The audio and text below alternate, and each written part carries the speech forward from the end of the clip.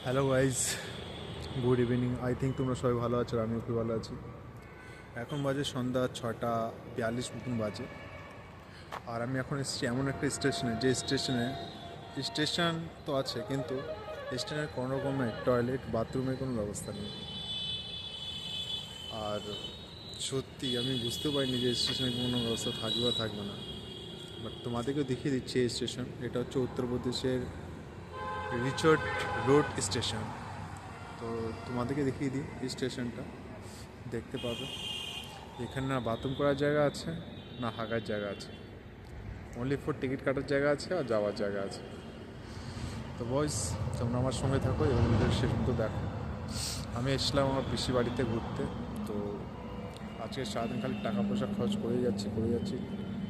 মানে এত টিকিট দিয়েছি ভাড়া।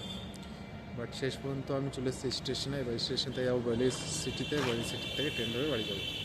তো তোমাদের স্টেশনটা দেখিয়ে দিই, যেখানে বাথরুম ওর মানে ফ্রেশ হবার মতনও জায়গা নেই স্টেশনে। তো এটা হচ্ছে সেই স্টেশন। জঙ্গল, চারপাশে জঙ্গল আর জঙ্গল, জঙ্গল আর জঙ্গল। আর এটা হচ্ছে স্টেশন।